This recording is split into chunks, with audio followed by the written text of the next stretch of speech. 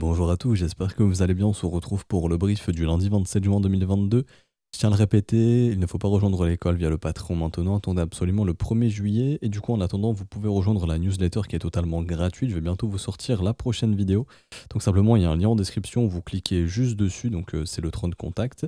Et newsletter le Tron tout simplement, et ça vous permet d'avoir du contenu exclusif, donc 1 à 2 fois par mois. Je vous envoie des vidéos exclusives d'analyse d'altcoins, donc c'est vous qui choisissez les altcoins que vous voulez que j'analyse. Donc en commentaire, vous me mettez pour la newsletter j'aimerais, ou simplement newsletter de petits points, vous mettez vos alts. Moi ça me permet ensuite de sur YouTube d'écrire newsletter et je vois tous vos commentaires et les altcoins qui reviennent le plus, je les fais dans l'analyse tout simplement. Donc je vais changer, je vais varier en termes d'altcoins, je vais pas reprendre les mêmes que celles de la première vidéo. Des fois je vais changer, je ferai des mises à jour en fonction des altcoins, etc. si je trouve des choses intéressantes. Donc voilà, c'est totalement gratuit, vous avez juste indiqué votre petit mail ici, vous faites je m'inscris et c'est bon. Vous recevrez déjà la première vidéo qui a déjà été faite, donc la première vidéo d'analyse, qui est encore valide, même si elle a été faite il y a 3 semaines, puisque c'est de l'analyse pour les investisseurs majoritairement, et il y a aussi du court terme dessus bien évidemment, mais c'était majoritairement pour de l'investissement. Donc c'est encore valide, c'est une analyse plutôt macro. Donc n'hésitez pas, c'est gratuit, tout simplement, ok. Et voilà. Alors du coup, aujourd'hui on parle du Bitcoin bien évidemment, qui est en train d'essayer de breakout, mais il y a encore un petit peu d'hésitation. On va parler aussi d'Ethereum, qui a un petit peu d'avance au niveau du momentum sur Bitcoin, et je pense que ce sera tout. Peut-être que je parlerai un petit peu de macro, j'attendrai demain en attendant la cotation d'aujourd'hui. Oui, je pense que j'attendrai demain. Ou mercredi, on verra si demain je fais un brief ou pas. Si le Bitcoin aura pas trop bougé, je vais me focus un peu avec les élèves sur les alts. Alors du coup, pour le Bitcoin, bon, toujours dans la zone de combat, on en avait parlé, il faut absolument s'affranchir réellement de la zone des 21 700. Pour l'instant, on n'y arrive pas encore pour l'instant, donc faut s'en affranchir, ok.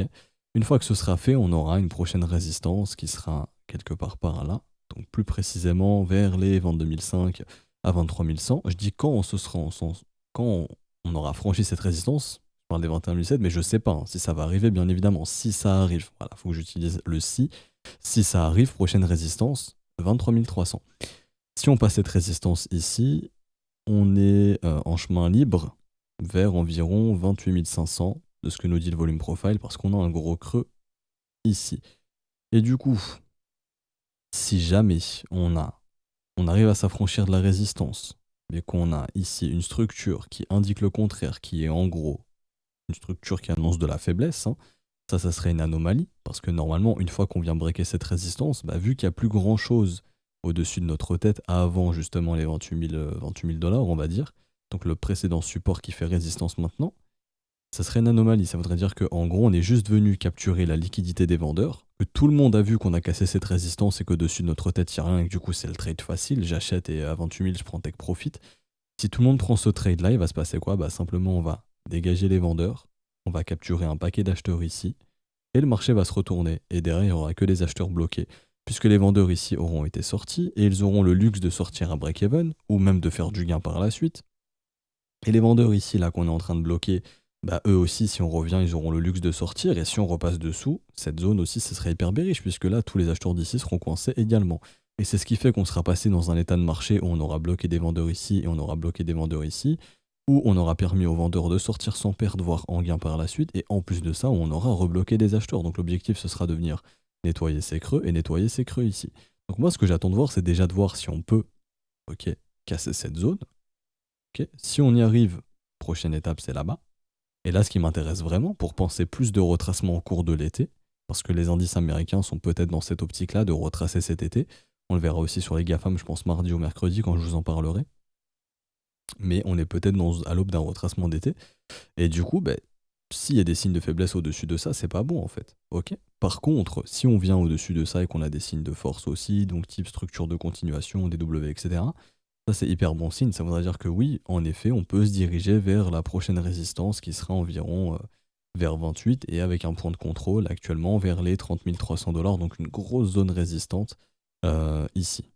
Pour l'instant, on n'arrive toujours pas à s'affranchir de la résistance. On a été rejeté ce week-end, mais les acheteurs reviennent à la charge à voir si on va permettre de breakout ou non. Pour l'instant, c'est pas encore le cas. On est venu chasser les stops au-dessus des 21 700. Pareil, ici, si on se met à avoir de la structure type baissière, c'est pas bon. Ça voudrait dire qu'on est juste venu chasser les stops et qu'on va aller s'attaquer aux stops d'acheteurs qui sont prochaine étape vers les 19 500. Parce que là, on est dans ce type de marché où faut réfléchir comme ça, où les breakouts faciles et puis to the moon, non, c'est fini, ou même simplement, je sais pas, je peux shorter les résistances, non. On n'est plus dans cet état de marché. On est dans un état de marché qui est très piégeux, on essaye de bloquer des acheteurs et des vendeurs et ensuite d'aller chasser les stops dans l'autre sens, etc. Donc il faut réfléchir comme ça. Et pour l'instant, bon, bah, on est en train juste de travailler la résistance où il y a beaucoup de vendeurs qui commencent à être underwater. C'est-à-dire en gros leurs positions sont en perte. Pourquoi? Parce qu'on voit qu'il y a beaucoup de gens ici qui ont bloqué le prix, qui ont shorté, mais là on est en train de s'en affranchir de cette zone et du coup ça fait support. Et du coup la prochaine étape c'est d'essayer de défoncer ici la zone pour aller vers la prochaine, tout simplement. Mais là en gros tant qu'on évolue au-dessus de cette zone, on peut se dire qu'on fout pression sur résistance pour essayer d'aller chercher la prochaine et tenter de faire le breakout. Au niveau du court terme, pareil, hein, on est venu chasser les stops. Ok, là sur du H4 et du H1, on a un momentum bearish, à moins que le H1 est en train de redevenir bullish, ça reste à voir. Ça redeviendra bullish exclusivement si on vient ici. Ok, si on vient breaker ce niveau, il y aura le W sur le momentum, donc on aura la reprise d'un momentum aussi en H1, ce qui pourra peut-être tenter d'essayer de breaker la résistance. Mais pour l'instant, on est juste en train de travailler la résistance des 21 700 qu'on n'arrive pas encore à briser. Et du coup, la prochaine, bon bah là, se voit bien, hein, c'est vers les 22 700, 23 000 $, grosso modo. Tout simplement. Rien de plus compliqué sur le Bitcoin, donc on attend de voir le développement du prix. Pour qu'un marché puisse monter, il faut des vendeurs bloqués. On en a ici maintenant. Maintenant, il faut bloquer les vendeurs d'ici. Et une fois qu'on a bloqué les vendeurs de là-bas, il faut bloquer les vendeurs d'ici. Donc il faudra développer du prix idéalement, retrouver des mecs qui short pour les bloquer et faire un breakout, avoir des signes de force. Une fois qu'on aura fait ça, on aura bloqué un paquet de vendeurs dans cette zone.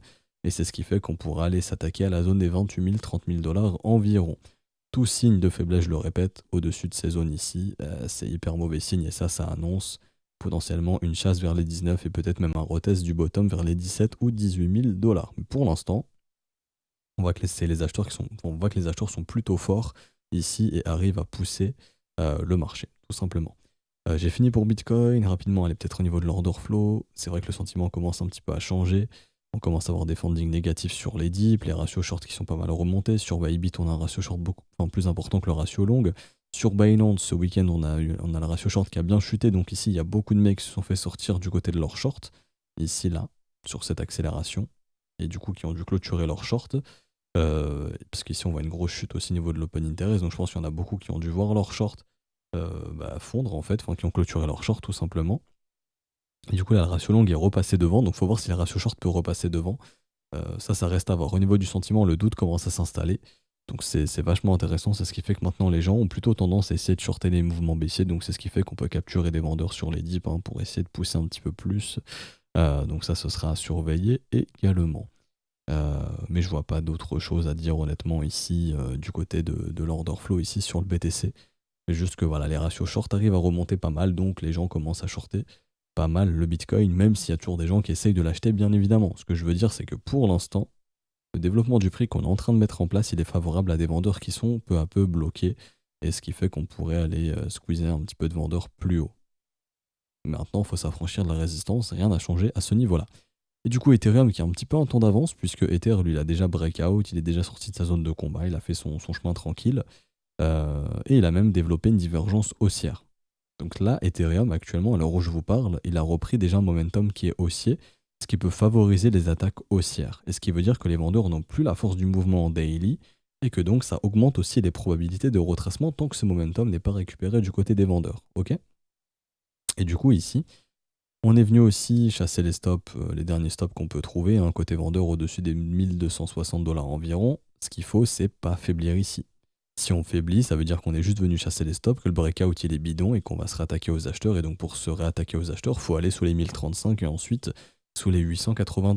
Donc ce qu'il faut, c'est rester au-dessus de ces zones de prix premièrement, mettre la pression aux vendeurs et faire un vrai breakout pour pouvoir retourner vers lui ce que nous dit le volume profile. C'est environ vers les 1700 $. On a un gros trou ici, vous voyez. Donc le marché peut développer le prix dans cette zone de prix pour soit se retourner ou soit faire de la continuation haussière. Ça, je peux pas vous dire à l'avance, il faudra voir le développement du prix qu'on aura. Déjà, si on arrive vraiment à s'affranchir de cette zone environ des 1260, 1300 $, ça sera déjà bien.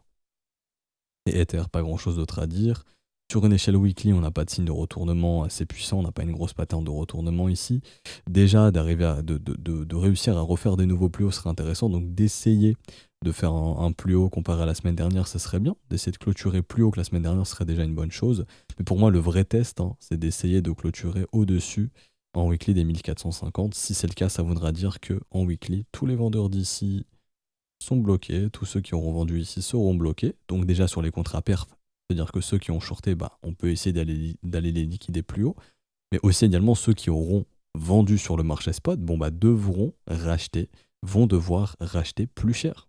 Tout simplement. Donc c'est ce qui fait qu'on peut trouver des acheteurs plus haut parce que les mecs auront vendu le bottom actuel. Je sais pas si c'est le bottom définitif. Techniquement, on peut pas dire que ça c'est le bottom définitif d'Ethereum. C'est pas encore marqué.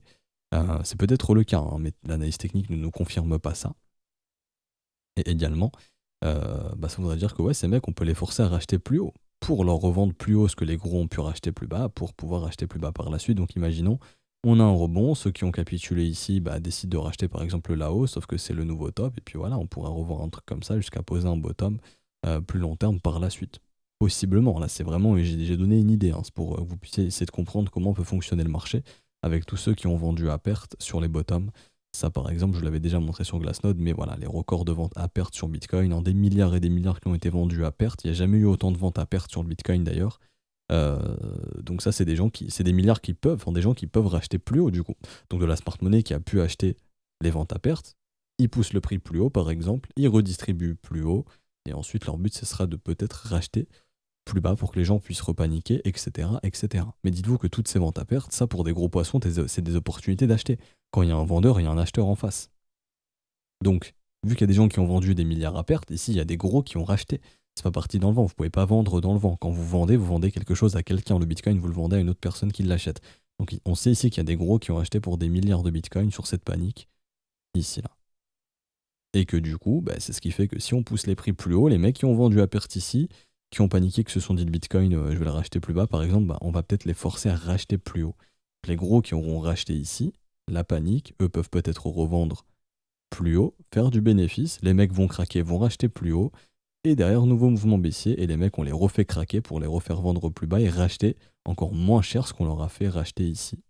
Et ce que eux, ils avaient racheté là. Comprenez un petit peu. Je suis gros, je rachète ici, donc je rachète la vente à perte des petits, je leur refais racheter là-haut, parce qu'ils se disent, bon, c'est le bull market, c'est reparti, sauf que non. Et on dump le marché, on leur refait revendre à perte ce qu'ils ont acheté là-haut, ce que nous, on peut racheter en bénéfice, enfin, ce qu'on peut racheter moins cher tout simplement, et donc ça permet d'accumuler. Si j'achète un Bitcoin ici, que je revends là-bas, bah, j'ai plus de cash, et donc si le prix retourne ici, bah, un Bitcoin que j'ai acheté, je peux peut-être en acheter deux là-bas. Là, je vous donne, j'ai pas les chiffres en tête, il faudrait calculer les pourcentages, etc. Mais je peux me retrouver avec 2 ou 3 Bitcoins. Donc j'ai augmenté mon bac de Bitcoin, tout simplement. C'est ce que les gros peuvent faire. Mais en tout cas, on sait qu'il y a des gros ici qui ont acheté beaucoup de supply, hein, parce qu'il y a beaucoup de gens qui ont vendu à perte. Ok. Et du coup, bah, je pense qu'on va s'arrêter ici pour aujourd'hui. Je vous ferai le point macro demain ou mercredi, parce que j'attends de voir un petit peu la cotation de cette semaine. Du coup, bon début de semaine à vous. Vous pouvez rejoindre le Discord, hein, bien évidemment, c'est totalement gratuit. Il y a des ressources gratuites, n'hésitez pas. Également pour la newsletter, c'est totalement gratuit, n'hésitez pas. C'est du contenu additionnel pour vous, totalement gratuit. Si vous souhaitez rejoindre l'école à ce stade du mois, c'est exclusivement via les modalités crypto. Tout est expliqué dans le salon bienvenue du Discord. Si vous avez une quelconque question, n'hésitez pas à la poser sur le Discord. Des élèves ou des professeurs pourront vous répondre. Ou sinon, en commentaire de cette vidéo, je pourrai répondre. Si vous avez procédé au paiement, vous pouvez envoyer le TXID à tous les professeurs. Vraiment, faites-le, c'est pas du spam, hein. Vous l'envoyez à tous les profs. Le premier prof qui le voit, le valide, comme ça, vous avez votre rôle élève super vite. Ça va super vite, tout simplement. N'hésitez pas à laisser un petit pouce bleu si ce n'est pas déjà fait, à vous abonner si ce n'est pas déjà fait également. Et du coup, pour rejoindre l'école via le Patreon, ce sera pas avant le 1er juillet. Si je dis pas de conneries, ce sera vendredi 1er juillet, normalement. C'est ça, vendredi 1er juillet. Du coup, bon début de semaine à vous. On se retrouve demain ou mercredi. Ciao, ciao.